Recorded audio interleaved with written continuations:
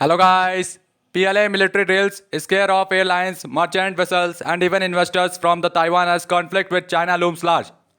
China जो है drill कर रहा है जिससे इन्वेस्टर्स सप्लायर्स वो सब ताइवान से दूर जा रहे हैं और चाइना और ताइवान में टेंशन बढ़ता जा रहा है. As China becomes more assertive about unifying Taiwan with the mainland, Chinese military drills near the island nation are poised to increase, potentially pushing the investors and suppliers away from the tech-dependent nation because of supply chain risk of the likelihood of actual conflict. China Taiwan को अपने में जोड़ना चाहता है जिसके लिए वो सब कुछ साम दाम दंड भेंट सब लगा रहा है. इसके तहत वो ड्रिल कर रहा है जिससे इन्वेस्टर्स सप्लायर्स ताइवान से दूर हो जाए. Earlier this month, China conducted military drills in near Taiwan in response to President Tsai Ing-wen meeting with the US House of Representatives Speaker Kevin McCarthy. इसी महीने की शुरुआत में चाइना ने कंडक्ट किया था मिलिट्री ड्रिल ताइवान के पास, जहां पे ताइवान के प्रेसिडेंट टीसाई इंग विंग ने मीटिंग की थी US house of representative speaker Kevin McCarthy से. While the drill formally ended on 10 April, Chinese warplane conducted to cross an informal Taiwan Strait median line between the two countries over the next 2 days. तो जो China ने अपना drill 10 अप्रैल को and कर दिया था, उसके बाद भी 2 दिन तक चाइना के वॉर प्लेन ताइवान की सीमा का उल्लंघन करते रहे, वहाँ सर्विलेंस करते रहे और उसके बाद आए. This was the second such instance of heightened tension in the Taiwan Strait after the massive Chinese military drill in water surrounding Taiwan last year in response to US House Speaker Nancy Pelosi's visit to island nation in August 2022. ऐसा instance पिछले साल हुआ था जहाँ पे China ने Taiwan को पूरी तरह से घेर लिया था, लेकिन उसके बाद उसको छोड़ दिया था. हुआ क्या था कि वहाँ पे ताइवान के प्रेसिडेंट ने मीटिंग की थी पिछले साल के हाउस स्पीकर से, जिनका नाम नैन्सी पिसॉय था. This has raised the possibility of more such Chinese military exercise near the Taiwan, which could potentially cause the exodus of businesses operating on the island. तो चाइना अब आने वाले समय में और अपने ड्रिल बढ़ाएगा ताइवान के पास, जिससे वहाँ पे जो बिजनेस करने वाले लोग हैं या जहाँ पे वो इन्वेस्ट करते हैं ताइवान में, अब वो लोग वहाँ से धीरे धीरे दूर हो रहे हैं. ऐसे भी न्यूज़ आ रही है. कुड पहले drill square of the investors, क्या चाइना का ड्रिल स्केयर ऑफ कर सकता है, डरा सकता है इन्वेस्टर्स को. While the military exercise conducted by the People Liberation Army earlier this month did not have any noticeable impact on civil aviation and shipping, the drills conducted in August last year caused the airlines to cancel or divert their flight between the Southeast and Northeast Asia. पिछले साल हुई drill में जिसमें Taiwan को पूरी तरह से घेर लिया गया था चाइनीज़ आर्मी द्वारा, वहाँ पे जो एयरलाइंस थी वो साउथ ईस्ट और नॉर्थ ईस्ट एशिया में अपने फ्लाइट को कर दी थी कन्वर्ट, ताइवान में ना जाके उसके ऊपर से ना जाके. This has sparked fears of shipment delays in Taiwan, Japan and South Korea, particularly after 5 ballistic missiles fired by China as a part of drills landed in Japan's exclusive economic zone for the first time on 4 August. China यहाँ पे अपने ballistic missile के test करता है, जिसके कारण Taiwan को, Japan को, साउथ कोरिया को बहुत ही नुकसान होता है अपने सेमीकंडक्टर बिजनेस में. और ये जो मिसाइल फायर की जाती हैं, ये एक मिसाइल जो थी 4 अगस्त को गिर गई थी EEZ यानी जापान के एक्सक्लूसिव इकोनॉमिक जोन में. According to some report, there was 28% decrease in the number of vessels calling at the Taiwanese port of Kaohsiung due to Chinese military drill in August. अगस्त में जो drill हुई थी पिछले साल China के द्वारा, वहाँ पे 28% शिप्स जो कि ताइवान आते थे वो घट गई थी.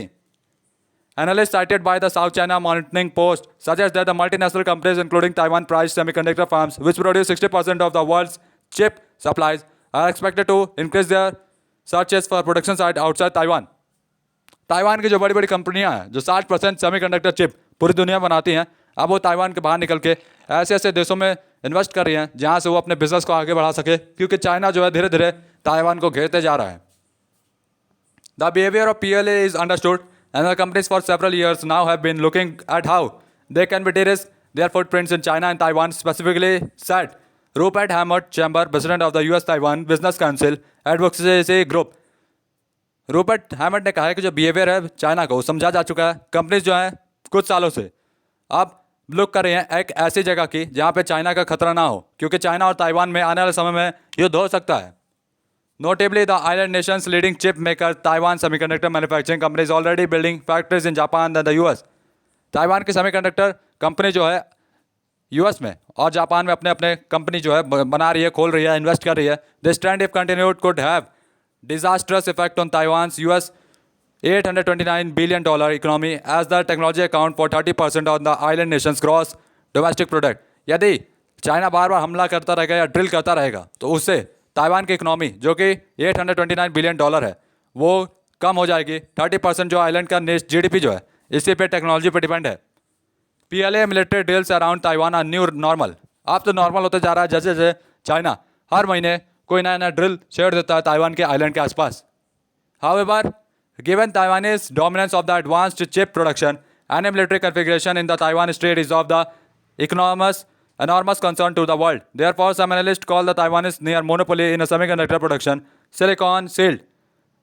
अगर ताइवान के ऊपर हमला होगा तो इससे सेमीकंडक्टर के बिजनेस में बहुत बड़ा नुकसान होगा. इसलिए लोगों ने ताइवान को सिलिकॉन शील्ड कहा है, मतलब वो सुरक्षित है. 50% of the global commercial traffic goes through the Taiwan Strait every day, US Secretary of the State Anthony Blinken said in an interview with Reuters after a NATO Foreign Affairs meeting in Brussels on April 5. 50% global का commercial traffic Taiwan के state से जाता है हर दिन. US secretary of state Anthony Blinken ने कहा interview में with euro news after NATO foreign affairs meeting in bureau Brussels on April 5. Taiwan tech sector encompasses a comprehensive supply chain from research and development to smartphone component and mass assembly of common consumer electronics. 70% of the semiconductor we need for our smartphone, dishwashers, cars, they are made in Taiwan. Blinken continued. Taiwan का tech sector जो है वो encompass करता है comprehensive supply chain, research से लेकर development में smartphone के कंपोनेंट में, साथ में मास असेंबली होता है कॉमन कंज्यूमर इलेक्ट्रॉनिक्स का.